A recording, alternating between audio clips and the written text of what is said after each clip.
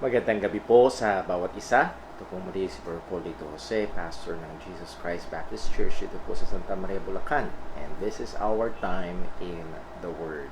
And that is the Word of God.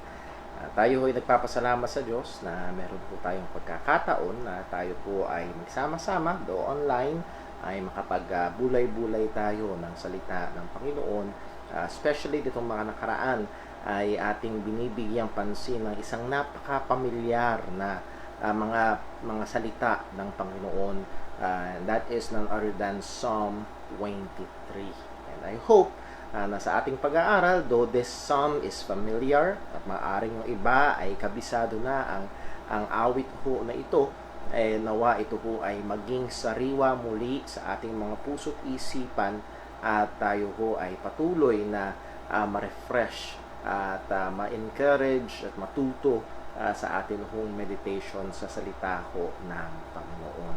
Pero bago ho tayo dumako sa atin hong bibigay panahon sa salita ng Panginoon, let me just go to some announcements.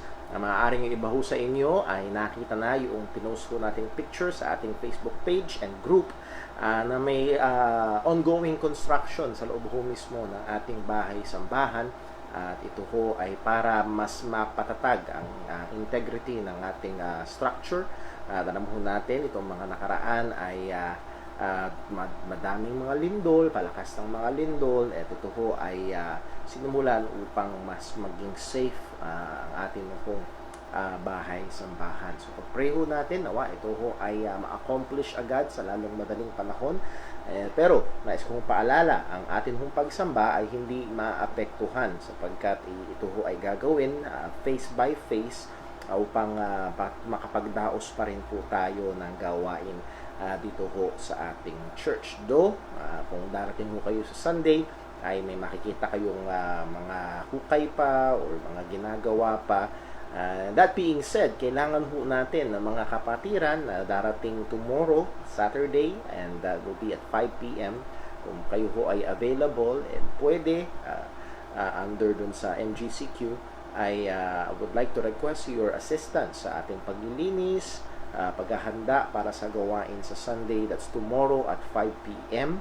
At nawa ay tayo ho ay magkatuwang-tuwang, and that will be every Saturday habang gumugulong itong construction na ito dahil especially madumi at maraming kalat ho sa atin hong bahay-sambahan because of that construction nga po. So pakipag-pray po yan, and I hope na may mga kapatira maging available tomorrow at 5 p.m. para tayo ho ay tuwang-tuwang na maglinis sa ating hong bahay-sambahan. Then ilang mga prayer request po bago tayo dumako sa ating hong devotion ngayong hapon. Una, pag-pray natin patuloy si Sister Jinjin. Kanina, medyo ka-text ko siya, kinamusta. At sa biyaya ng Panginoon, sangayon sa kanya ay mas mabuti na ang kanyang kalagayan ngayon kumpara ng mga nakaraan. Talagang yung side effect ng chemo ay ramdam na ramdam niya yung panghihina ng katawan. So pag-pray nating patuloy, and again, I would like to challenge each and every one of us if we can be a means of blessing para ho sa ating kapatid na ito. Let us do so. Let us be reminded. Sinabi ho ng Diyos sa Book of Galatians, as we therefore have opportunity, let us do good unto all men, especially unto those who are of the household of faith. So if we have opportunity, let us do good. Hindi ho kailangan malaki. Pero I would like to challenge tayong mga kapatiran ay tumulong tayo sa ating kapatid sa Panginoon, kay Sister Jinjin. And also, pray natin si Brother Dave Paule. Alam natin yung kanyang kalagayan. Pray natin na sana ma-import na yung gamot na kailangan niya, na hindi mangyari dahil nga sa mga quarantine. So napakahirap daw i-import yung gamot na kailangan niya. So let us pray continually para ho sa kay Brother Dave at sa kanyang buong pamilya. And also, sa mga hindi ho nakakakilala, may isa ho sa mga ninong namin na pastor no aming kasal ni Sister Jonah ay si Brother Riuel Palitang. At kahapon sa amin hong online class ay nagsaysay siya ng prayer request sapagkat ang kanyang ina ay kinakailangang operahan sa puso at ang pinapahanda daw ho sa kanila is 1.5 to 2 million pesos para sa operasyon ng puso ng kanyang ina. So, humihingi lang ho ng panalangin si Brother Ruel Palitang, pastor po ng San Mateo Baptist Church sa San Mateo Rizal.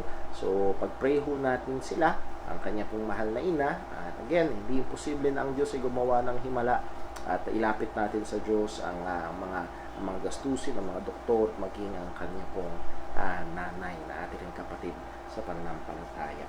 Muli ho mga kapatid, gusto kong i-challenge din ang bawat isa. Nawa, wag tayo masyadong maging komportable sa I hope na tayo ay nangungulila pa rin sa ating sama-samang pagsamba. I hope habang tumatagal itong atin hong kalagayan na ito ay hindi tayo nasasanay, na hindi nagtitipon-tipon, kung hindi lalo nating asamin na tayo ho ay makadalo na. That being said, I would like to challenge those who are able. Ibig sabihin, kaya mo and allowed. Ibig sabihin, pinapahintulutan ka sangayon sa pamantayan ng gobyerno na maka-attend sa church. I would like to challenge you na huwag nating pabayaan. Huwag nating pabayaan. So, muli ho, ay gawin natin yung mga pag-iingat. Kung kayo may mga sintomas, ubo, sipon, please stay at home. Kung kayo ho ay hindi maganda ang pakiramdam, may lagnat, please stay at home. Pero if you are in good health and also able and allowed, I would like to challenge you to be present. Actually, we are obligated. Obligasyon natin ito sa Panginoon. And also, sa mga nasa bahay-bahay naman, paalala ko ho muli yung ating sinabi last Sunday. Alisin na natin yung Catholic mentality na minsan lang sa isang linggo, sapat na yun. That's a Catholic mentality. That's not a Christian or biblical mentality. Ang Christian biblical mentality, pag merong pagtitipon, ang pagnanasa ng Kristiyano is to be present. Hindi siya nagbibilang na isang beses lang sa isang linggo. Again, that is our previous mentality, and that should not be. Sinabi natin last Sunday na ang ating gawa streaming, Sunday morning service sa umaga, and then sa evening sa gabi, hindi yun options na mamimili ka kung alin ang panonoorin mo doon. You must be committed in being present in both worship services. And if you're at home, na ikaw ay tumunghay sa pamamagitan ng live streaming. So let that be our commitment. And also, pag again, sa new normal or pag lumabas na yung vaccine, ng gamot, at pwede na tayo magtipon-tipon, nawa yun din ang ating kaisipan at pagnanasa to be always present in all of our gatherings. So muli, ay ito ho nawa ay maging hamon po sa atin. And last na po, reminders. At medyo special ho itong burden na ito sa akin dahil ang atin hong mga estudyante, isa't kalahating buwan pa ho halos matetenga sa mga bahay-bahay. I would like to challenge the parents, please, huwag niyong hayaang maubos lang, masayang lang ang oras ng inyong mga kabataan sa bahay araw-araw. Ilang mga payo, give them chores. Kung hindi sila naglalaba dati, paglabahin nyo sila ngayon, paglutuin nyo sila ngayon, paglinis nyo ng bahay. Huwag nyo hayaang maubos lang sa cellphone buong maghapon ang kanilang panahon. Give them reading assignments. Ang pagbabasa ay hindi lang dapat sa eskwelahan. Actually, dapat matuto at matanim ang hilig sa pagbabasa sa tahanan pa lamang. Give them reading assignments, Bible reading assignments, Bible memory verses. It will benefit them. Ito ho ay makakatulong sa kanila. So, again, calling to and challenging our parents, ang ating mga young people ay baka masyadong masanay na nakatenga lang. And hindi lang ho yun, ang sabi ng salita Diyos, redeeming the time because the days are evil. Hindi natin dapat pinapatay ang oras, dapat nilulubos natin ang ating mga oras na binagkakaloob sa atin ng Panginoon. So again, those are our announcements, reminders, and challenges. At nawa, ito ho ay maging hamon sa atin, sa ating pagpapatuloy ng pamumuhay ng may pagbibigay lugod sa Panginoon. Now, let us go to our meditation. At sabi ko nga ho, this is on a very familiar passage of Scripture, and that is none other than Psalm 23. And to that Psalm, I would like to invite you to open your Bibles. Kung kayo ho ay hawak niyo ang mga Biblia, and I do hope hawak niyo ang mga Biblia, please open to Psalm 23. Psalm 23, At babasahin ko ho, maaaring yung iba sa inyo kayang sumabay na i-recite ito. That's very, very good. And so Psalm 23, and I will start reading sa verse 1. A Psalm of David. The Lord is my shepherd, I shall not want. He maketh me to lie down in green pastures. He leadeth me beside the still waters. He restoreth my soul. He leadeth me in the paths of righteousness for his name's sake. Yea, though I walk through the valley of the shadow of death, I will fear no evil. For thou art with me, thy rod and thy staff, they comfort me. Thou preparest a table before me in the presence of mine enemies. Thou anointest my head with oil, my cup runneth over. Surely goodness and mercy shall follow me all the days of my life, and I will dwell in the house of the Lord forever. Wow. Again, familiar words. Nevertheless, hindi ho nasasaid ang lalim ng tubig na ng katotohanan na paaring maging refreshment ng ating kaluluwa sa mga salitang ito. Lumapit tayo sa Panginoon, hingin natin ang kanyang tulong sa ating sandali ng devotion. Let's pray. Panginoon naming Diyos, aming Ama sa langit, muli kami nagpapasalamat sa iyo, nagpupuri sa iyong dakilang kabutihan sa amin. Hindi lamang sa iyong kabutihan, kundi ang iyong dakilang biyaya na umabot sa amin ng mga makasalanan. Mas tunay ang sinabi ng iyong salita. Nang kaming mga makasalanan pa, si Kristo ay namatay dahil sa amin. Salamat po, O Diyos, na kinahabagan mo kami. Salamat po, Panginoon, at niligtas mo kami sa pamamagitan ni Kristo. At Lord, dalangin ko po, tulungan mo kami na lumakad ng karapat-dapat sa ebanghelyong ito na aming sinasampalatayanan.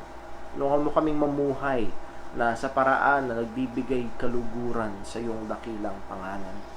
At Lord, amin pong hinihiling, kung meron man po sa aming nanonood ngayon na hindi pa tunay na sumasampalataya, hindi pa tunay nararanasan ang iyong biyaya na nagliligtas.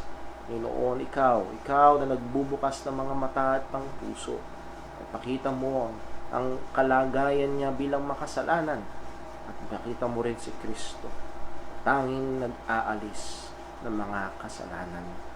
Panginoon, amin pong hiling sa panahon na ito na napaka-abnormal ng aming kalagayan. Nandito ang extended na time na nasa bahay lamang. Nandito ang pagkakataon na nahihirapan sa mga paraan ng pagkita ng pera, ng mga material na maaaring nandun ang kakapusan. O Panginoon, maging sa aming mga nakasanayang pamamasyal, paglabas ay nahandoon ang pagiging limitado. Lord, dalangin ko po, tulungan mo kami na tumingin sa iyo. Nasa iyo ang aming pag-asa. Nasa iyo, Panginoon, ang aming kapahingahan, ang aming suporta. Lord, wag nawa namin kunin ang aming pag-asa sa gobyerno, sa mga gamot, kundi o Diyos sa iyo na may hawak ng lahat ng bagay at soberano sa lahat ng ito. Kaya po, Panginoon, namin hinihiling sa iyo na aming Diyos, na ikaw po ang kumilos sa aming pong mga namumuno sa aming bansa, sa aming bayan. Maging Panginoon sa mga may kinalaman sa larangan ng medisina, mga frontliners, Lord, ikaw po nawa ang mag-ingat.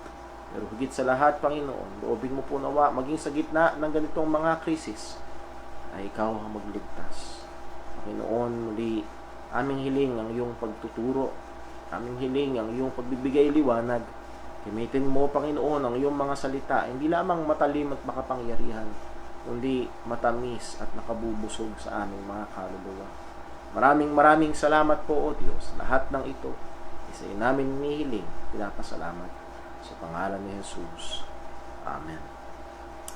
Well, magkaroon ho tayo ng sandaling review sapagkat last Wednesday sa ating Time in the Word ay medyo nag-detour tayo ng kaunti at nag-provide tayo ng example na maaaring gawin ng ilang mga ama ng tahanan na pangungunahan ng inyong asawa at mga anak. Sa family devotion, isa sa mga pwedeng gawin ay to go back sa preaching na narinig last Sunday at isa-isahin yung mga punto na yon, and in that way ay mare-recall ng mga anak, ng inyong buong pamilya, ang mga katotohanan ng Panginoon na pinag-aralan. That means na dapat ang mga magulang ay nakatutok talaga sa pag-aaral ng salita ng Panginoon. So we reviewed Colossians chapter 1, things to be thankful in the church, and I do hope and pray na we are thanking God for our church, lalo na sa mga ginagawa niya.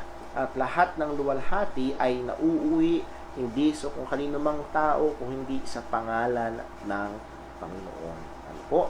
So ngayon ay babalik ho tayo sa Psalm 23. At again, a little bit of review, susubukan ko maging mabilis. A Psalm of David, ang author, ay walang iba kundi si Haring David, pinakilala po, o pinakilala siya. At higit there, he is very much aware sa gawain ng isang pastol, relasyon ng shepherd sa sheep at sheep sa shepherd. And higit sa malamang nga, ito ay naisulat nung siya'y hari na sapagkat meron siyang walking through the valley of the shadow of death, and then meron siyang enemies. So again, those situations are present nung siya ay nasa paghahari na. So itong si Haring David, kumbaga humanly speaking, siya yung pinaka nasa tuktok, siya ang hari, pero kinilala pa rin niya humbly. He stated the Lord is his shepherd. Kinikilala pa rin niya ang Diyos na nasa taas. Siya ay isang mababang tupa pa rin.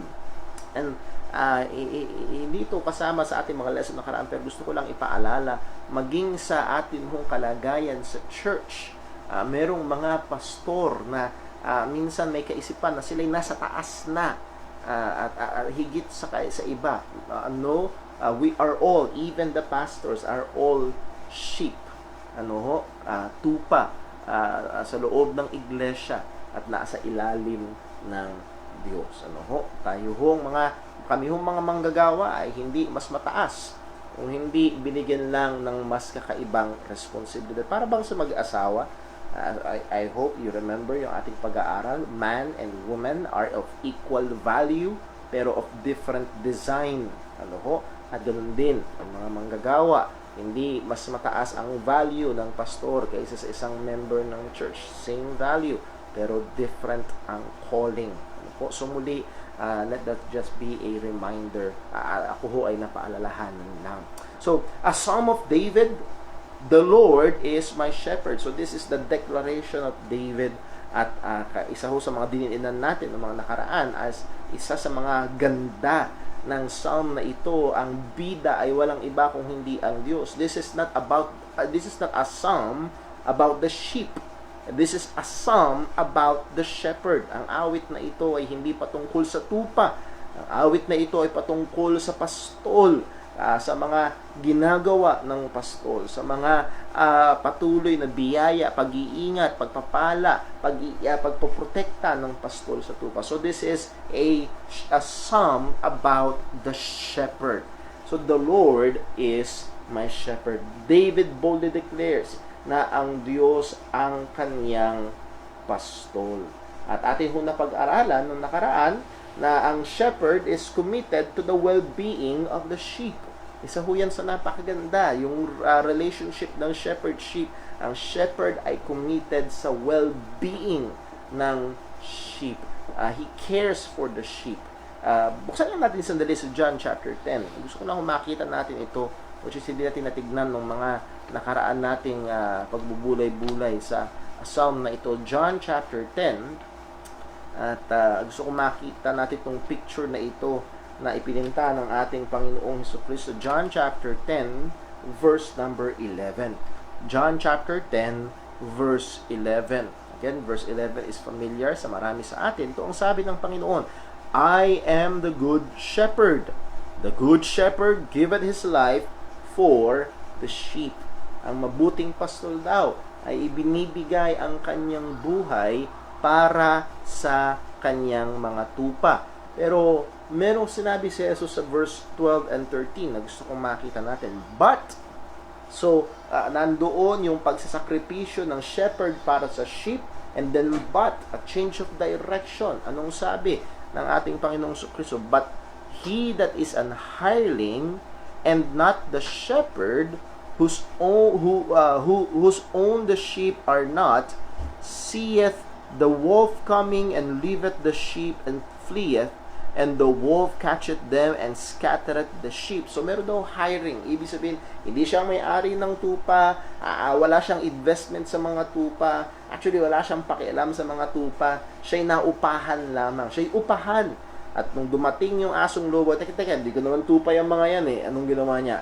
Kaysa mapahamak siya, iniwan niya yung mga tupa at nalapa yung iba at nagsikalat yung mga tupa at ang ano na nawala, nagkakalat sila. And then verse 13 ang sabi, the hireling fleeth.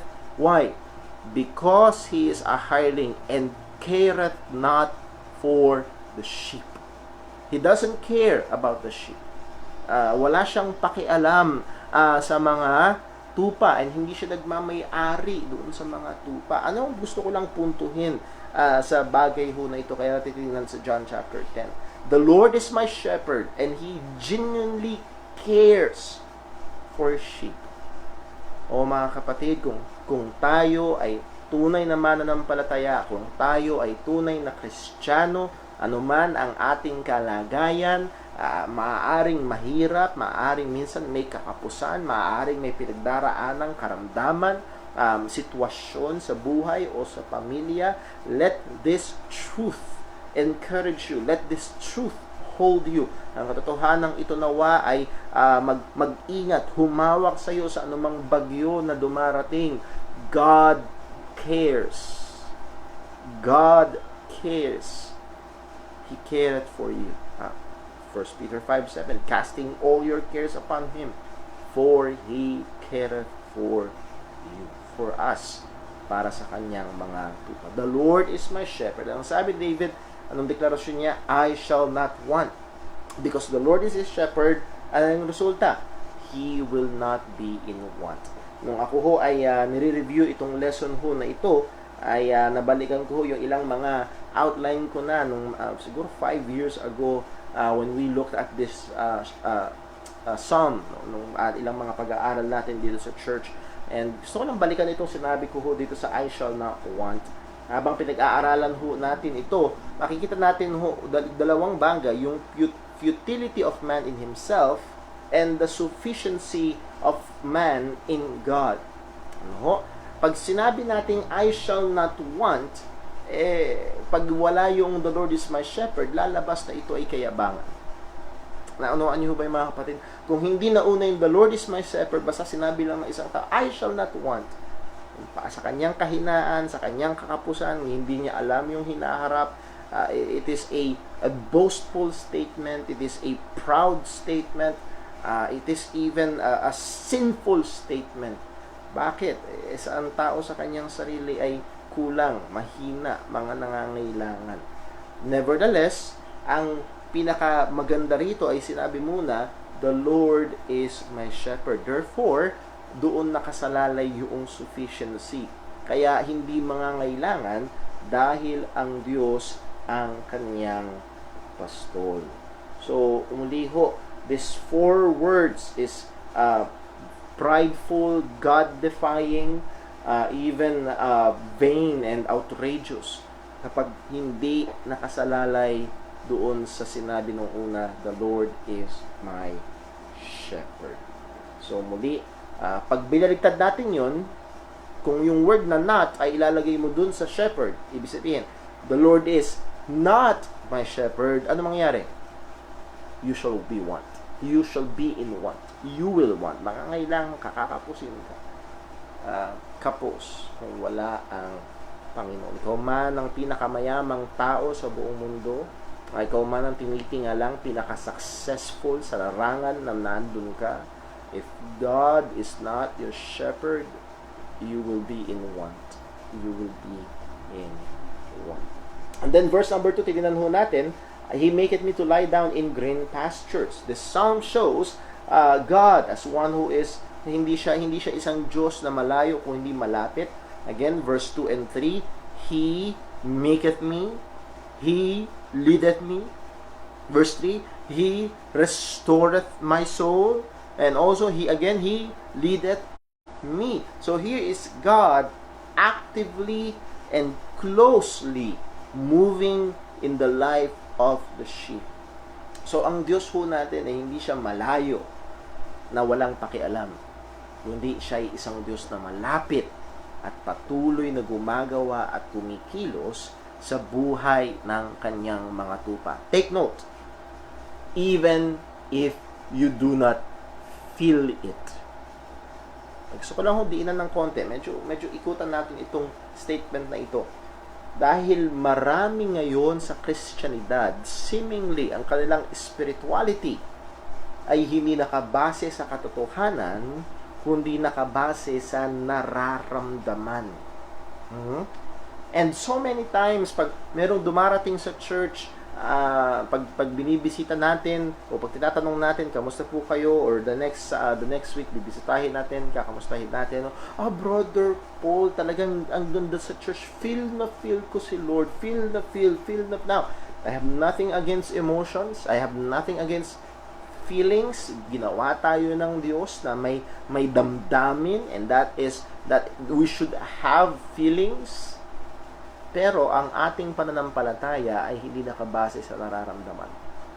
And there are times, mga kapatid, if we will be honest, there are times na tila baga sa ramdam natin, ang pakiramdam parang ang layo ng Diyos. Sa pakiramdam, parang wala siyang pakialam. Sa pakiramdam, nakikita mo ba, Panginoon, yung nangyayari? Parang di niya yata nakikita, parang di niya yata ako naririnig, parang wala nangyayari, parang ang layo ng Diyos sa pakiramdam natin, sa tingin natin. Nevertheless, mga kapatid, nawa itong katotohanan na ito ang humawak sa atin, anuman ang ating nararamdaman. Ang sabi ng Panginoon, He is present, and He maketh me to lie down in green pastures. He leadeth me beside the still waters. He restoreth my soul. He leadeth me in the paths of righteousness. God is present and active sa buhay ng kanyang mga anak. Siya na nagsimula ng mabuting gawa, Philippians 1:6. Siya na nagsimula ng mabuting gawa, being confident, kumpiyansa sa bagay na ito. Totoo to, hindi pwede magkamali. Tatapusin niya. Hindi katulad ng ilang mga government project na iniiwanan halfway. No, ang Diyos nagsimula, patuloy na gumagawa. Ano man yung ating nararamdaman, He is close and present. Kahit sa gitna ng ating mga challenging times, yes, even sa mga panahon na nahandoon yung ating katigasan ng ulo, or if you familiar term, pagbabackslide. Actually, tingnan natin yung verse number 2. He maketh me to lie down in green pastures. Yung green pastures symbolizes a provision, plenteous of provision. At pinag-aralan natin nakaraan, ang Diyos sumagana sa atin, di tayo tinipid, lalo na nung tayo ay iniligtas ng Diyos. Ephesians 1 verse 3 hath blessed us with all spiritual blessings in heavenly places in Christ. Walang tinipid ang Panginoon. Lahat ng tunay na Kristiyano, pinagpala niya ng lahat ng mga spiritual na pagpapala. Let me invite you to Ephesians 1. Meron ho akong gusto kong makita ho natin sa mga talatang ito. Philippians chapter 1. And I hope this will affect our prayer and the way we pray. Sabi ni Apostol Pablo, verse 3, Philippians 1 verse 3.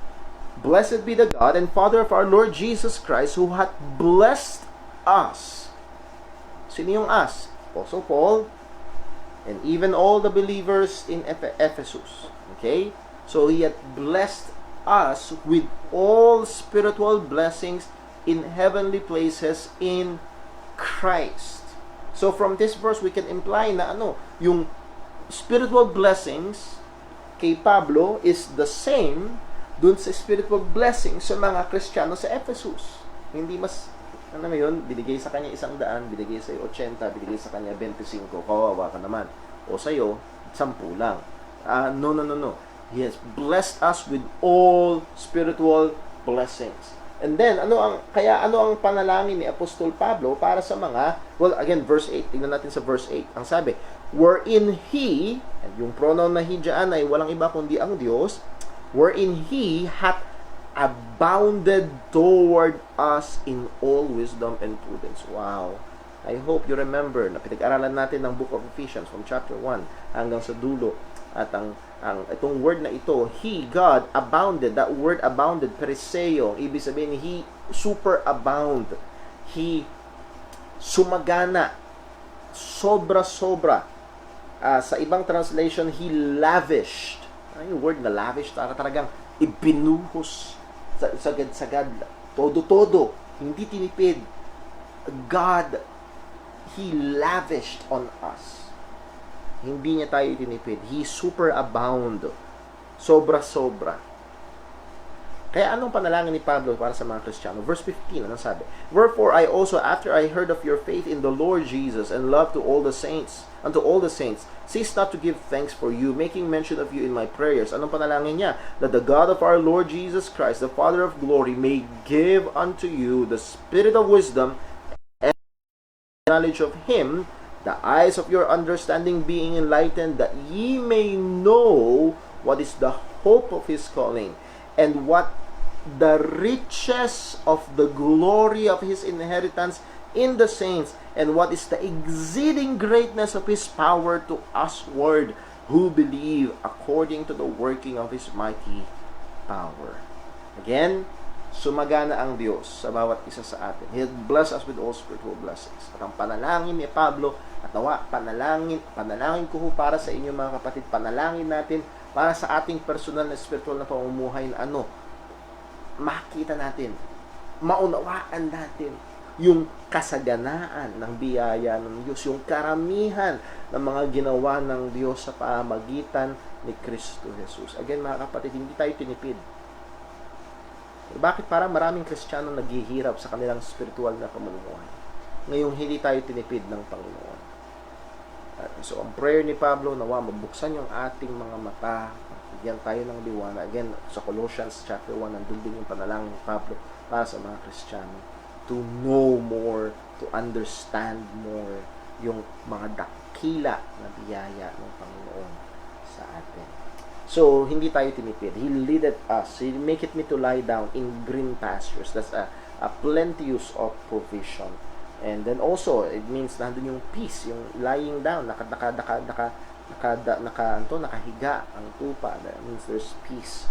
Pinag-aralan natin yung makaraan. He leadeth me beside the still waters. Siya yung nagdadala sa atin doon sa still waters. Hindi maragasang tubig, hindi tuyo na tubig, hindi tuyot na batis, kung hindi still waters, nahandoon yung masarap uminom, refreshment. Pero dalawa ang significance ng tubig sa lumang tipan. Primarily, una, cleansing, paglilinis, and then pangalawa, refreshment. At siya ang nagdala sa atin sa cleansing. Alam natin, ang Diyos ang siyang kumilos, ang Diyos ang nagbukas ng ating mga mata, ang Diyos ang nagbukas ng ating mga puso upang tayo ay sumampalataya kay Kristo at mahugasan tayo sa ating mga So He leadeth us beside the still waters, and also for the refreshment of our souls. Speaking of refreshments, comfort and encouragement, let us go to 2 Corinthians. 2 Corinthians, Apostol Pablo mismo ay naranasan ang refreshment na ito ng Panginoon. 2 Corinthians chapter 1 verse 3. 2 Corinthians 1 verse 3, ang sabi ni Pablo ito, Blessed be God and the Father of our Lord Jesus Christ, the Father of mercies, and what? And the God of all comfort. Nag-aralan natin ito minsan dito sa church. God is the God of all comfort. Naranasan mismo ito ni Pablo. Hindi lang siya nagsasaysay ng theological ideas. The God is the God of all comfort. No, he experienced it. And higit sa malamang lahat ho tayo, in one way or another, we have experienced the comforting work of God sa ating mga buhay. Ang sabi niya sa verse 4, Who, that is God, comforted us in all our tribulations, that we may be able to comfort them which are in any trouble by the comfort wherewith we ourselves are comforted of God. O mga kapatid, take note. They were not comforted of angels. They were not comforted of other beings. They are comforted of God. At maraming pagkakataon sa ating buhay bilang Kristiyano, He leads us to beside the still waters, the comfort, the refreshment of the soul na binibigay sa atin ng Panginoon. At mamaya, medyo babalikan po natin yan. So for the time na meron ho tayo, tingnan natin sa verse 3. Verse 3. Ang sabi, He restoreth my souls. Again, take note. Who does it? Sino ang gumagawa? God does.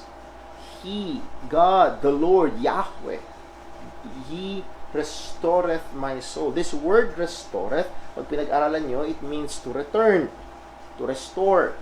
Naalala ko ho sa cable, dati may pinanonood ako, King of Restoration. Yung mga lumang gamit, lumang sakyan, nire-restore nila na as if brand new, na parang bagong labas sa kasa, and maybe even more better doon sa bagong labas sa kasa. So, restore, binabalik, pinapanumbalik, to bring back, or returning to its proper or original state or location. Pagbabalik dun sa original na kalagayan o karapat-dapat na kalagayan o estado. Ano daw ang ibinabalik? Ano daw ang nire-restore? Ang sabi, He restoreth my soul. Again, itong word na soul is nephesh sa Hebrew. Itong word na nephesh ay used in a very, very broad way. Hindi lang ito patungkol sa kaluluwa na bumubuo sa atin. Hindi lang yun. Hindi, it can pertain to the soul, yes, self, life, creature, person, appetite, mind, living being, desire, emotion, passion. So again, para bang marami itong pinapatungkulan, depende sa konteksto. At dito hindi niliwanag ni Haring David kung alin din pinapatungkulan niya. Nevertheless, itong punto, God is the one who is actively restoring. So it can mean sa ating physical na buhay, siya ang nagre-restore sa atin. Alala ko ho, itong nakaraang 3 linggo, ako ho ay nag-self-quarantine. Nalagnat, nandun na yung kaba, at God restores the health. Yes, hindi lagi, may mga pagkakataon na may namamatay sa karamdaman, pero salamat sa Diyos, ilang beses na tayong nagkasakit, ilang beses na tayong nagkakaroon ng maaaring aksidente, nagiging minor lang, but God is the one who restores. Siya ang nagpapanumbalik sa ating pang-araw-araw na buhay, pang-araw-araw na lakas. Halimbawa, nagtrabaho ka ng matindi ngayong araw, maaring nanonood ka ngayon, napatang-pata ang katawan, pagod na pagod, hindi lamang ang katawan, maging ang kaisipan, pagod na pagod, naaaring ang puso, may problema kang daladala, bigat na bigat ka, and God gives strength. He restores. Kung sa katawan natin, matutulog ka mamayang gabi, kinabukasan, nandun yung panumbalik ng lakas. Binibigay ng Diyos ang kailangan ng ating katawan, yung mga pagkain. Handun yung pag-restore ng Panginoon sa atin. Or it may pertain to our hearts, to our emotions. So, maaaring discouraged tayo. We are down. We are burned out. We still look to God. At sa Kanya nang gagaling ang ating restoration. Sabi ni Pablo, nandun tayo sa 2 Corinthians, sabi ni Pablo sa 2 Corinthians chapter 4, and verse number 16, 2 Corinthians 4:16, sabi niya, for which cause we faint not. Hindi kami nalulupaypay. Bakit daw? But though our outward man perish, yet the inward man is renewed day by day. And this word renewed is in the passive tense. Ibig sabihin, passive voice. Ibig sabihin, hindi siya active, hindi siya ang nag-renew sa kanyang sarili. Someone is renewing him, and that is none other than God. So, this is the Apostle Paul. Hindi siya nakatingin sa kanyang sarili. Ang daming discouragement, ang daming problema, ang daming persecutions na dumarating sa kanyang buhay. Nevertheless, ang sabi ni Apostol Pablo, he is renewed day by day. So, nahandun ang katotohanan. He restoreth my soul. Not just restoreth my soul. Sa verse 3, tapusin ho natin, He leadeth me in the paths of righteousness.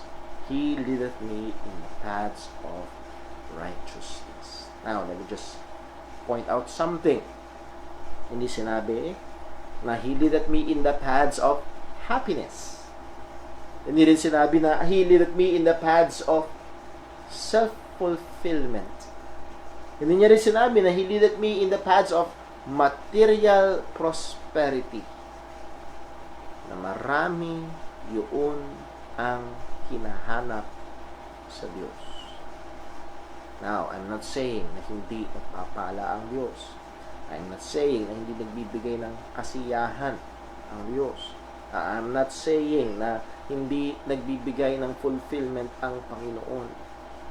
Pero gusto kong makita ho dito, at hindi lamang dito kundi sa kabuuan ng Biblia, ang main concern ng Diyos is not our happiness but our holiness. Ang main concern ng Panginoon ay hindi yung ating happiness, kundi yung ating holiness.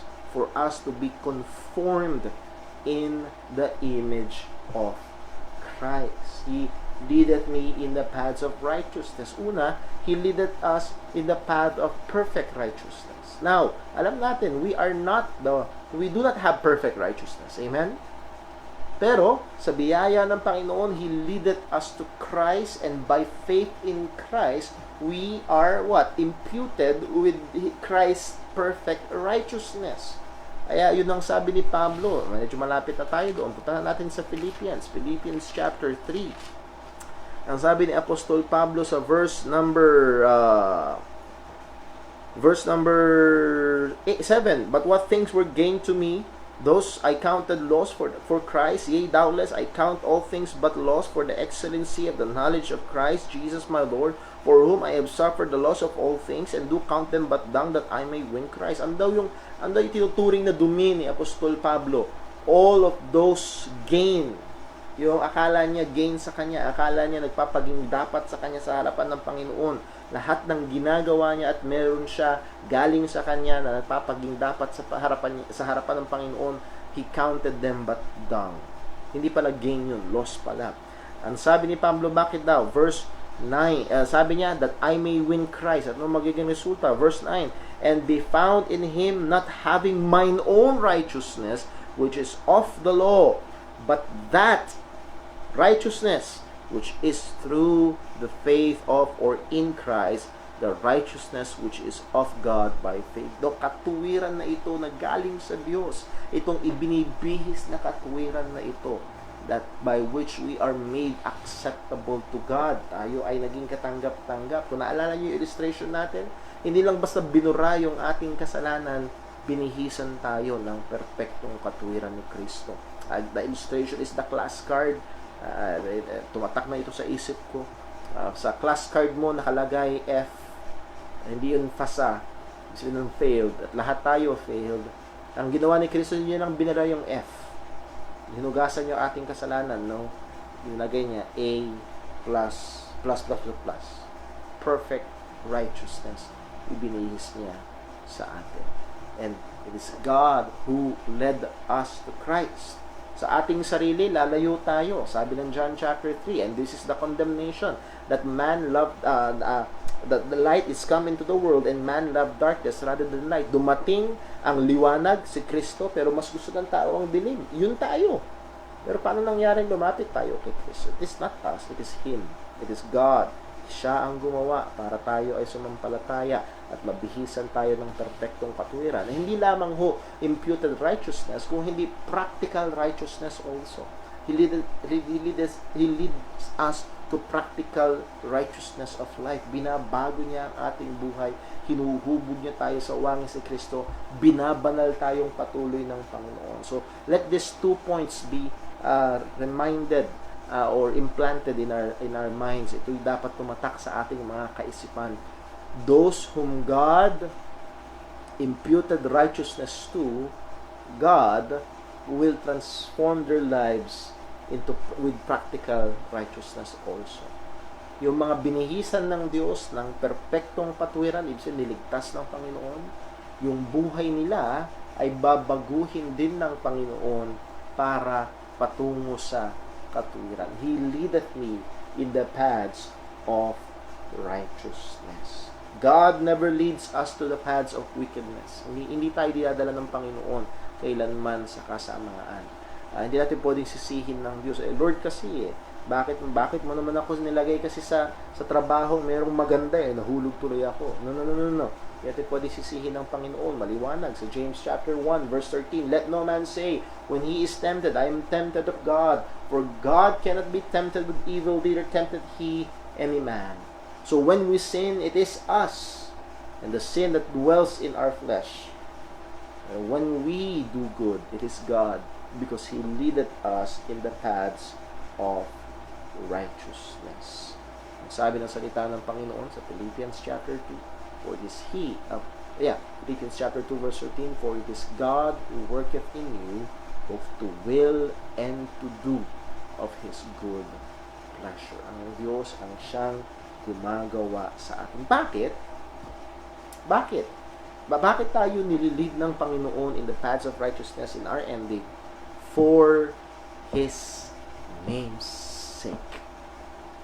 For His name's sake. Hindi para sa atin, kundi para sa Kanyang pangalan.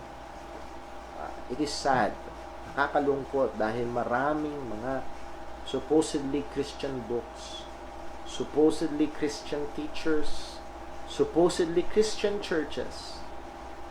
It is not for God's name, but for man's name, for the leader's name, for the pastor's name. No. Sangayon ng salita ng Panginoon, He leadeth us in the paths of righteousness for His name's sake, for His glory. Sabi sa Matthew chapter 5 verse 16, let your light so shine that men may see your good works and glorify your Father which is in heaven. Para maluwalhati ang pangalan ng Panginoon. And the reverse also is true. If Christians, kung ang mga Kristiyano ay hindi namumuhay na may katwiran, we bring blasphemy to the name of God. Buksan lang natin sa 1 Timothy chapter 6. Dito tayo matatapos. 1 Timothy chapter 6 verse number 1. Paalala ni Pablo na dapat ipaalala ni Timothy sa mga Kristiyano. Ang sabi niya, 1 Timothy 6:1, let as many servants, at ang context dito, Christian servants, okay? Christian servants. Let as many Christian servants or slaves as are under the yoke count their own masters worthy of all honor, that the name of God and His doctrine or truths be not blasphemed. So nakita ho natin, kung tayo'y mga Kristiyano, the way we live our lives, our calling, saan man tayo tinawag ng Panginoon, huwag nyo sanang isipin na ang pastor lang, ang deacon lang, worker lang sa church, pwedeng magbigay luwalhati. So that's sin. That's senseless. That's not biblical. Huwag nating isipin na sa loob lang ng church pwede nating luwalhatiin sa mga formal lang na gawain. Sa loob ng church pwedeng luwalhati. No. The way you live your life. Kung ikaw ay driver, the way you drive. Kung ikaw ay labandera, the way you laba. Kung ikaw ay housewife, the way you take care of your house. Kung ikaw ay asawang lalaki, the way you love your wife. Kung ikaw ay asawang babae, the way you submit to your husband. Kung ikaw ay manggagawa, the way you respect and submit to your boss. Kung ikaw ay boss, the way you deal with your employees will either bring glory to God's name or bring shame or blasphemy to God's name.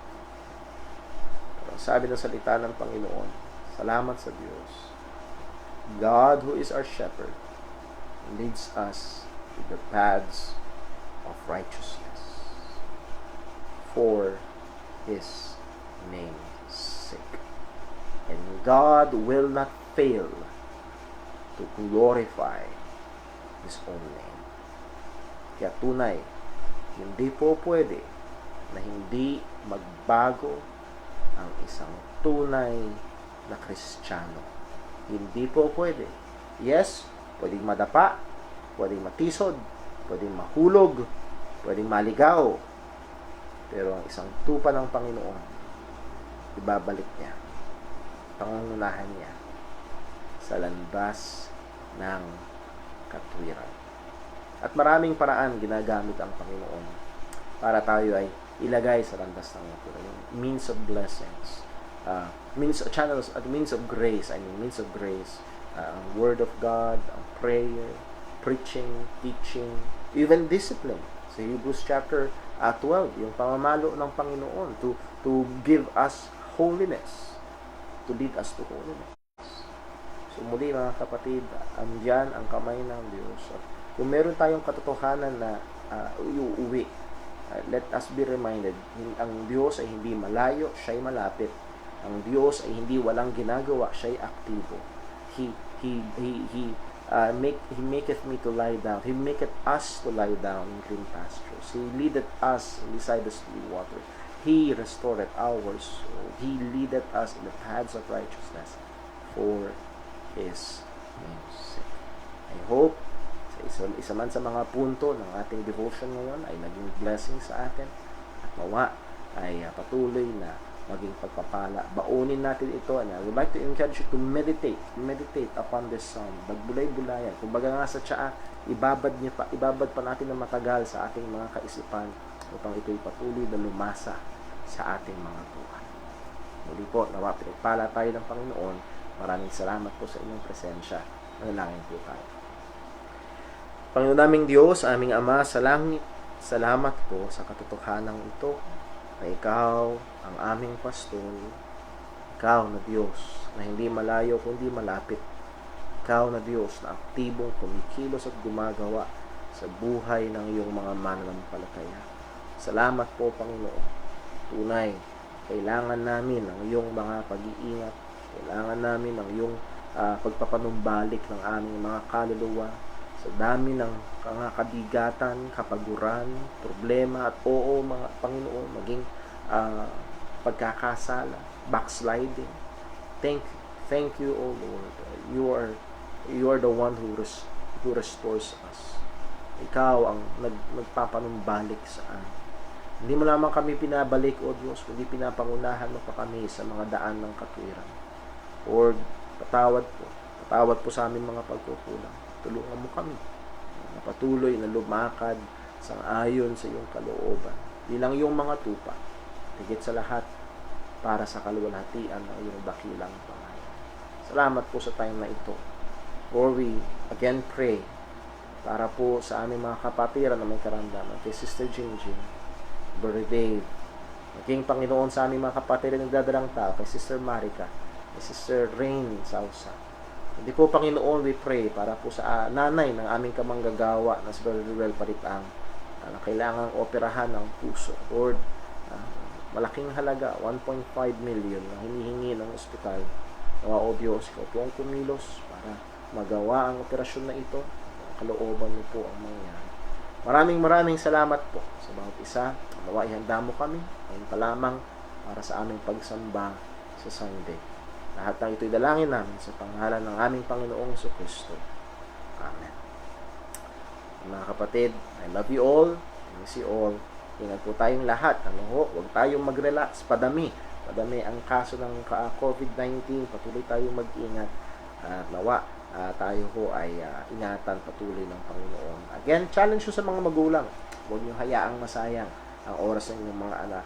Give them chores. Give them reading assignments. Kung wala kayong libro, pwede ako magpasa sa inyo ng e-book na pwede lang basahin sa cellphone nila at maging magandang karoon sila ng mga ganyang mga activities. Muli ho, I miss you all, I love you all, and may God bless us all. Ingat po tayo. Magandang gabi.